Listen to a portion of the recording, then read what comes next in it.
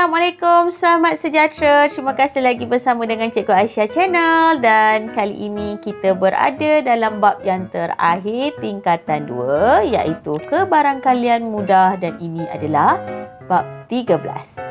Jom kita tengok apakah bahagian-bahagian ataupun topik-topik yang terlibat dalam kebarangkalian mudah. Okey, sebelum kita masuk, jom kita tengok pengenalan dulu. Okay, kebarangkalian ni sebenarnya kita akan jumpa banyak dalam PT3 ni, kita jumpa dalam tingkatan 2. Kemudian kita jumpa dia juga dalam tingkatan 4. Tapi kalau dalam matematik tambahan pun dia ada juga. Tingkatan, saya tak ingat tingkatan berapa. Tapi dia ada tajuk kebarangkalian dia, sambungan-sambungan. Tapi yang basicnya tu adalah waktu tingkatan 2 ni lah. Jadi kebarangkalian sebenarnya adalah satu teori yang melibatkan kesudahan sama boleh jadi. Jadi kalau kita buat dalam satu eksperimen, kita nak tengok benda tu boleh berlaku ke tidak, kita menyatakan kebarangkalian. Kat sini saya tulis, eksperimen ialah prosedur yang dilakukan untuk memerhati kesudahan yang mungkin. Jadi dari situ kita menentukan apakah kebarangkalian bagi keputusan eksperimen yang dijalankan. Kesudahan ialah keputusan yang mungkin berlaku setelah selesai melakukan sesuatu eksperimen. Jadi kalau kamu jumpa perkataan ruang sampel pula, ruang sampel bermaksud set semua kesudahan yang mungkin atau keputusan yang mungkin yang kamu dapat bagi sesuatu eksperimen. Dalam tajuk kebarangkalian, jumpa juga terma yang kita panggil peristiwa. Peristiwa maksudnya ialah set kesudahan yang memenuhi syarat tertentu bagi suatu ruang sampel dan merupakan subset bagi ruang sampel. Dan dalam kebarangkalian, kita ada formula yang kita nak pakailah. Misal yang kata kita mencari kebarangkalian bagi suatu peristiwa A.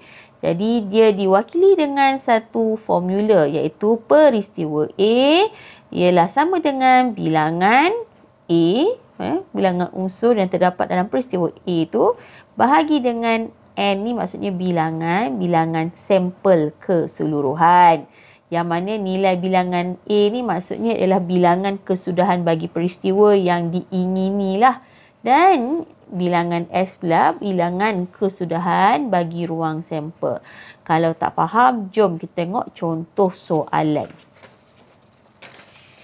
Okey, contoh soalan yang pertama dalam tajuk kebarangkalian, nyatakan bilangan unsur dalam setiap ruang sampel yang berikut. Okey, kita ada berapa soalan ni? Dalam bahagian ni kita ada A, B dan C. Jadi kita bagi situasi yang pertama yang dikaji, iaitu satu nombor dipilih secara rawak daripada nombor perdana yang kurang daripada 10. Jom kita senaraikan terlebih dahulu ruang sampel. Ruang sampel tu adalah nombor perdana yang terdiri daripada kurang daripada 10. Jadi kita tengok ruang sampelnya adalah, saya pakai pen merah biar terang menyala. Okey. Ya. Jadi ruang sampel kita S sama juga dengan kita senaraikanlah ya. Kurang daripada 10 nombor perdana, kamu ingat tak? Nombor perdana yang kurang daripada 10. Maksudnya contoh nombor 2, 3, 4 bukan 5, 6 bukan 7, 8 bukan 9 bukan 10 pun bukanlah. Okay, ini adalah ruang sampel, iaitu nombor perdana yang kurang daripada 10. Maka dia kata bilangan unsur, kita nak cari apa bilangan unsur, berapa banyak unsur? Ni ruang sampel kita dah nyatakan. Bilangan unsur adalah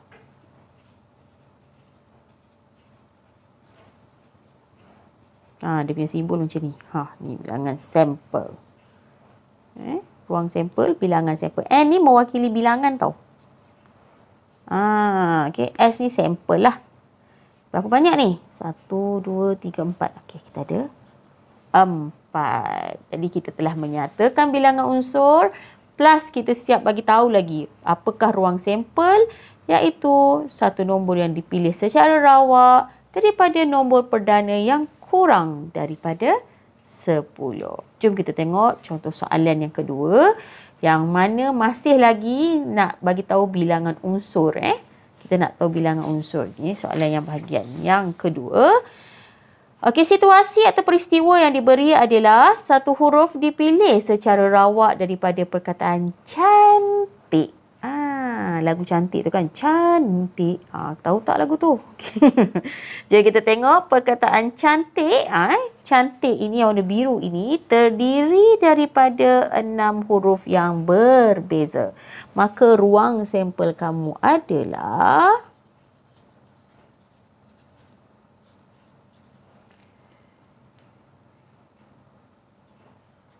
kita senaraikan C, E, N, T, I, K. Kita ada 6 huruf yang berbeza. Maka kita tengok bilangan unsurnya adalah menjawab soalan lah, dia nak bilangan unsur kan. Jadi dia punya bilangan unsur tu kau nak tulis macam ni. Bilangan unsur maksudnya sampel kamu lah. Berapa? 1, 2, 3, 4, 5, 6. 6. Pop.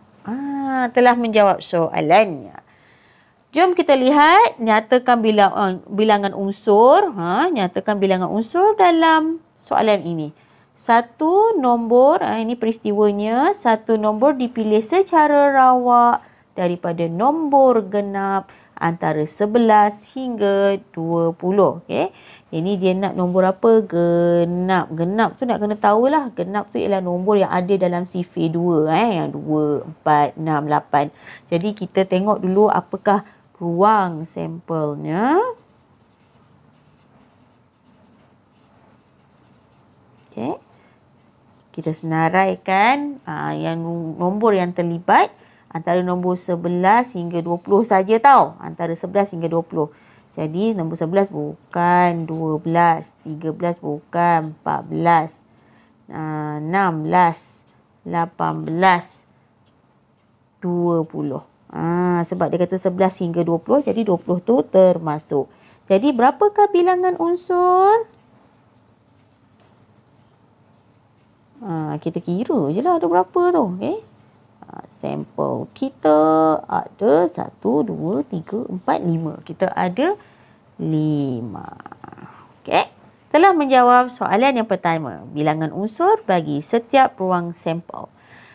Jom kita lihat contoh soalan yang kedua. Tentukan sama ada peristiwa berikut mungkin berlaku atau tidak mungkin berlaku. Okay. Jadi dia bagi satu pernyataan. Sekeping kad dipilih secara rawak dari sebuah kotak yang mengandungi kad bernombor 11 hingga 19. Okay. Kotak tu ada kad yang bernombor 11 hingga 19. Jadi peristiwa yang pertama diberi adalah mendapat nombor gandaan 5. Okay. Boleh tak dapat gandaan 5 daripada nombor 11 sampai 19? Boleh kan? Maka dia mungkin berlaku. Peristiwa ini mungkin berlaku. Kenapa? Sebab antara nombor 11 hingga 19 ada gandaan 5. Ada pelajar tanya, cikgu gandaan 5 tu apa? Gandaan 5 ni sifir 5 lah. Sifir 5 ada dekat dalam ni. Okay? Jadi apakah nombornya? Boleh jadi nombor 15 lah. 15 merupakan gandaan 5.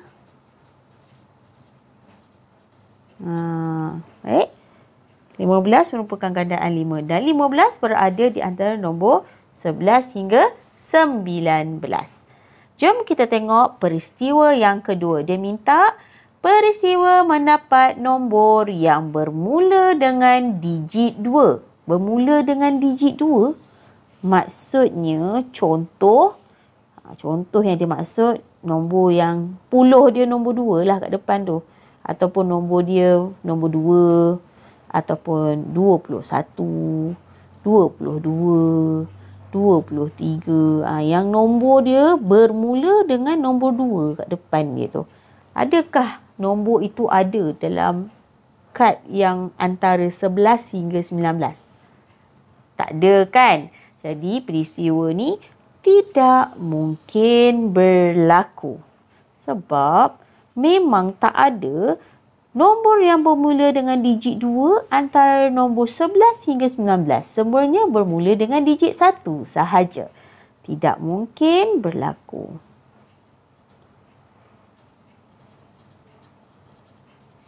Okey. Tiada nombor bermula dengan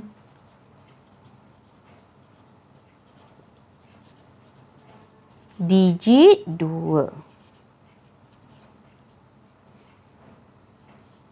Okey, digit 2. Ui, tebalnya. Antara saya tambah sikit nombor 11 hingga 19. Tak ada. Right? Okey, itu saja untuk bahagian ini. Tentukan peristiwa ini mungkin berlaku atau tidak mungkin berlaku. Jadi kalau ada peristiwa tu, kamu bolehlah tengok daripada penyataan yang telah diberikan. Baiklah, jom kita lihat contoh soalan yang ketiga dalam kebarangkalian mudah. Jadi kali ini saya nak ajar bagaimana kita nak melengkapkan ataupun nak menulis gambar rajah pokok. Okay, dekat sini tulis lengkapkan gambar rajah pokok berikut dan senaraikan unsur dalam ruang sampel. Okay, nak lengkapkan apa kan? Dekat sini dah tulis ni balang P, Q dan kesudahan. Okey, tak apa. Jom kita baca dulu peristiwa yang diberi kat sini. Apa yang penyataan yang diberi. Balang P mengandungi kad berlabel nombor 2. Balang Q mengandungi kad berhuruf A, B, C dan D. Ni balang P ada nombor 2, balang Q ada A, B, C, D. Sekeping kad masing-masing dipilih secara rawak daripada balang P dan balang Q. Macam mana kita nak lukis gambar rajah pokok? Baiklah. Gambar dalam balang P, kat sini tulis balang P, balang Q, kesudahan. Macam mana? Balang P dia ada berapa? Ada 2. Pop. Tulis ni 2. Balang Q ada apa? A, B, C, D. Kita tulis daripada atas ke bawah. A, B, C, D. Tu dia Lepas tu kita buatlah arrow. Arrow yang menyambungkan sebab dia kata sekeping kad masing-masing dipilih secara rawak daripada P dan Q. Okey, P, kemudian lepas pilih P dia pilih Q. Lepas tu dia pilih Q lagi. Ini masing-masing lah. Ini adalah kebarangkalian lah. Jadi kebarangkalian yang mungkin adalah sama ada dia dapat nombor 2 dengan A. Kan? Sama ada dia dapat 2 dengan A, kesudahannya. Ataupun dia dapat 2 dengan B, kan? Nombor 2 dengan nombor B, dengan huruf B. 2 dengan C. Ataupun 2 dengan D. Ni kita panggil gambar rajah pokok. Sebab dia macam pokok, kan? Macam ranting pokok gitu. Jadi ini adalah kesudahannya. Maka ruang sampel yang wujud S sama juga. Nyatakanlah ketiga-tiga ni. Kita ada 2A, 2B, 2C. Muat tak ni? 2D. Muat. Alright. Dapatlah ruang sampel yang ni. Jadi yang ni buat dalam kurungan ni. Tertinggal saya kurungan dia. Macam ni. Jadi, gambar rajah balang P, Q dan kesudahan ini kita panggil gambar rajah pokok. Ya, yang kamu akan belajar lebih mendalam nanti waktu kamu tingkatan 4. Jadi, ini cara menulis ruang sampel. Ruang sampel ni datang daripada kesudahan yang mungkin sekiranya sekeping kad masing-masing dipilih secara rawak dari balang P dan balang Q. Boleh? Jom ikut saya lagi. Cuba tengok soalan yang seterusnya dalam kebarangkalian mudah. Ini soalan yang keempat ya. Selesaikan. Di dalam sebuah kotak terdapat 25 batang pen. Merah. Oh, pen itu. Ada titik pula tiba-tiba kat sini. Silap ni. Okey. Di dalam sebuah kotak terdapat 25 batang pen merah. Gitu. Dan 50 batang pen biru. Sebatang pen dipilih secara rawak dari kotak itu. Hitung kebarangkalian pen merah dipilih. Baiklah, jom kita tengok kebarangkalian pen merah dipilih. Pop. Saya garis kat situ. Jadi, mula-mula kalau kita nak kira kebarangkalian pen merah, kita senarai dululah. Pen apa yang ada kat sini? Pen merah. Ada berapa tadi dia tulis? 25 batang pen merah. Pop. Okey, saya tulis kat sinilah 25. Pen biru. Ada berapa? 50 batang pen biru. Jadi kita nak kira kebarangkalian dia. Okey, kita kena tengok apa dia nak? Pen merah. Okey, kita tengok pen merah. Jadi kita nak pen merah. Peristiwa pen merah. Okey, sama juga dengan bilangan pen merah bahagi dengan jumlah pen. Tu dia. Ini dia punya kendak ni, formula dia ni lah. Kalau kita nak cari kebarangkalian, yang belah atas ni yang peristiwa yang dia nak ni. Ni kat sini. Yang belah atas ni yang dia nak. Yang bawah ni total dia. Jumlah dia. Jadi jumlah ada berapa ni? Bilangan pen merah. Okey, kita ambil lah 25. Okey. Jumlah dia berapa? 25 tambahlah 50 tu. Sebab kita ada pen merah 25, pen biru 50. Jadi kita dapat 25 per 75. Dan kita permudahkan dia. Kita dapat 1/3. Ataupun kalau kamu rasa tak confident, boleh je terus tekan kalkulator. 25 per 75. Kan? Kamu tekan sama dengan terus keluar. Tak payah ingat CV sangat pun boleh buat soalan ni. Senang. Tapi kalau boleh ingat CV lagi bagus kan. Kalau ingat CV lagi bagus. Jadi 1/3 adalah kebarangkalian pen merah dipilih. Senang lah. Apa susah sangatnya kan? Apa susah sangat? Yang ingat formula ni lah. Bilangan peristiwa yang dia nak bahagi dengan jumlah peristiwa yang diberi. Dan kita dapatlah kebarangkalian. Pemudahkan dulu ya. Baiklah, jom kita tengok contoh soalan berkenaan dengan pelengkap pula. Kebarangkalian peristiwa pelengkap. Okey, ini satu contoh soalan. Perihalkan peristiwa pelengkap bagi setiap tata tanda set dan hitung kebarangkalian peristiwa pelengkap itu. Pelengkap tu apa? Okey, kalau nak ulang kaji boleh tengok tajuk set. Pelengkap maksudnya selain daripada. Okey, pelengkap ni simbol dia ada koma kat atas tu. Macam ni. Mungkin kalau A je macam ni, kita panggil dia peristiwa A kan. Kalau dia ada koma macam ni, maksudnya kita panggil dia selain daripada A. Ataupun kita panggil pelengkap A. Pelengkap A ni maksudnya selain daripada. Pelengkap tu maksudnya selain daripada. Namanya pelengkap macam melengkapi kan? Tak. Sebenarnya maksudnya selain daripada. Kalau misalnya kata sampel A atau peristiwa A ada 0, 1, 3, 5, 7, 9. Maka kalau pelengkap A tu selain daripada nombor-nombor ni, pilihlah daripada kat sini. Ni ruang sampel yang telah diberi. Selain daripada nombor dekat sini, pilih dekat sini. Dapatlah pelengkap A kamu. Okey. Jadi jom kita tengok, hitung kebarangkalian peristiwa pelengkap. Jadi dia nak apa dalam kes ni? Dia bagi kita peristiwa A. Sebenarnya kita nak cari pelengkap A. Maksudnya selain daripada unsur A. Maksudnya pelengkap saya tulis sikit lah kat sini. pelengkap ni, dia punya simbol dia gini, kecil atas kat situ.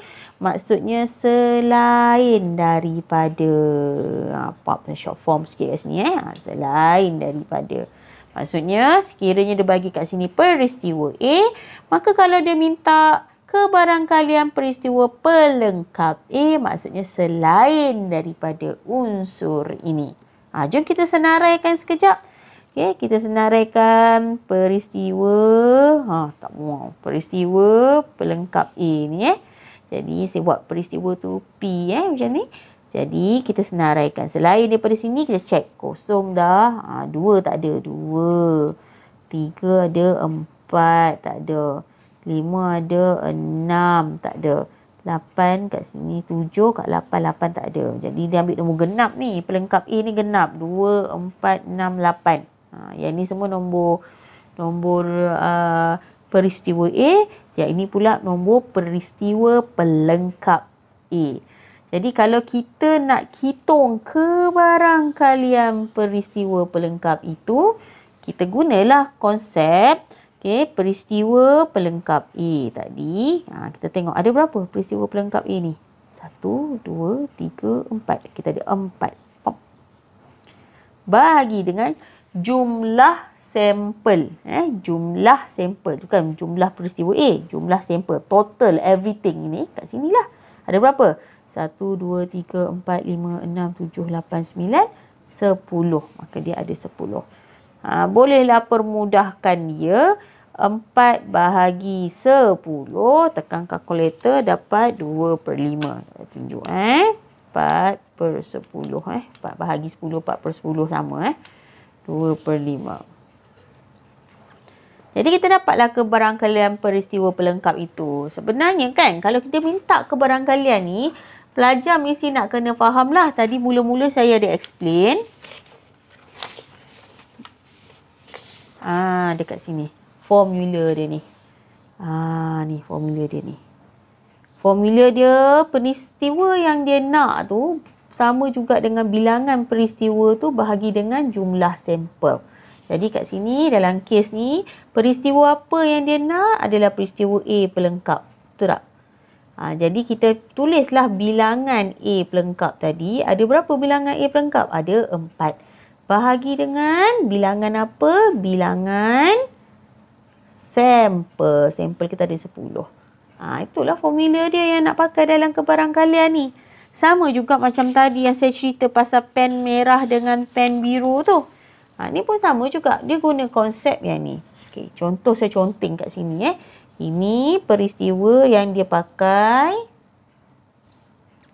Dia nak cari apa? Pen merah. Saya buat M Jadi kita pakailah bilangan pen merah tadi tu. Bahagi dengan bilangan sampel. Benda sama lah ni, Pak. Jadi ingat, kalau nak kira kebarangkalian, peristiwa apa yang nak tu kita tulis ke atas.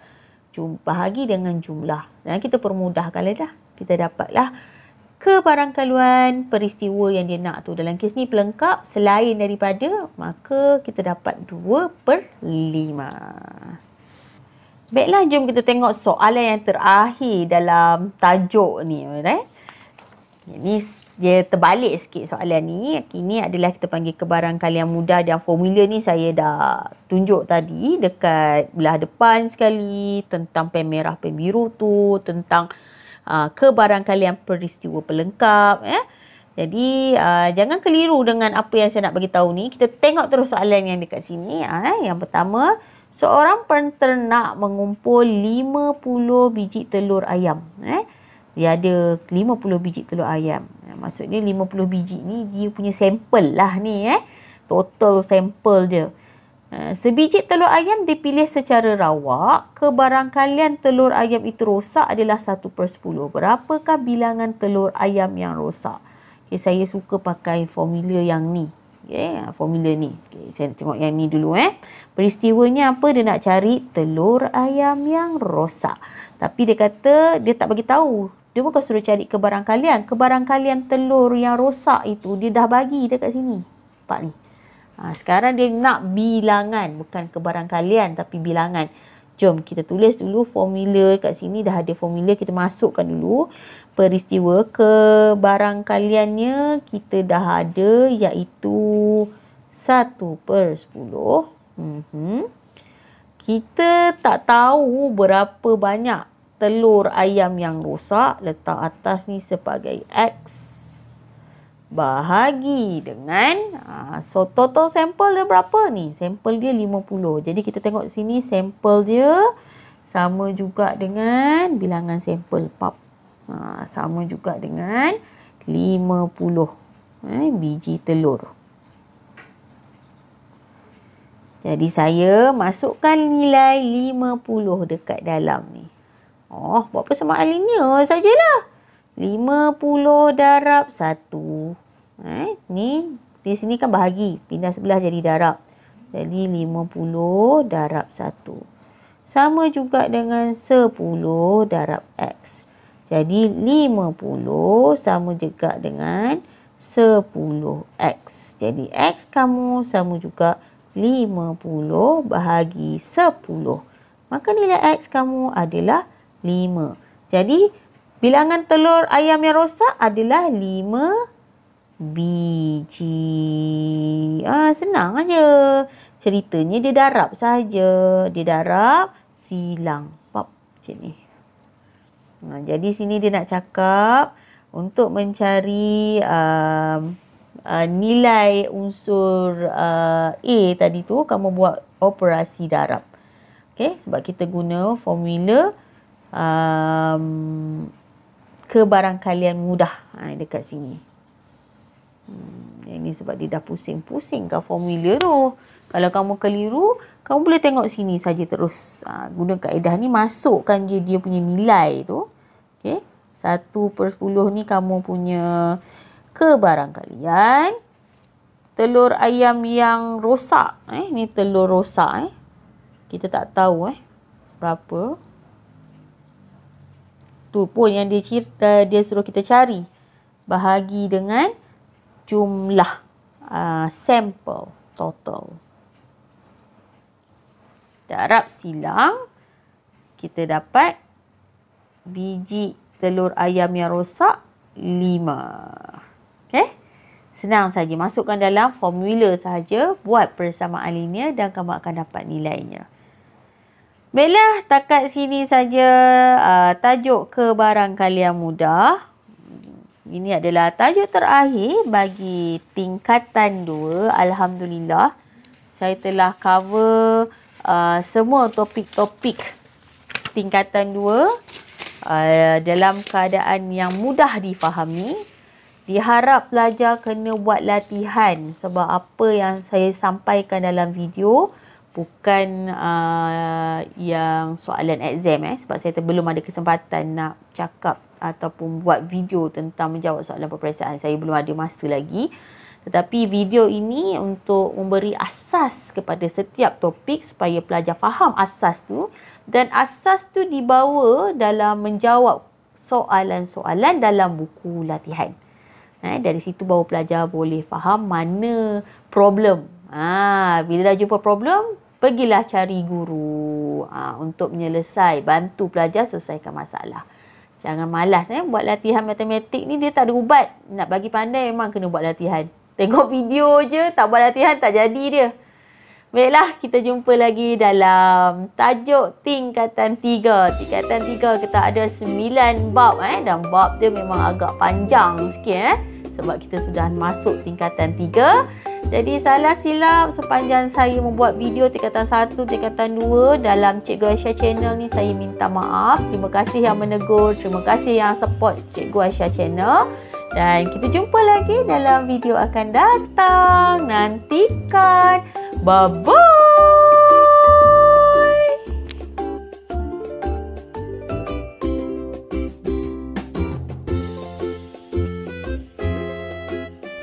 Cikgu Aisyah channel.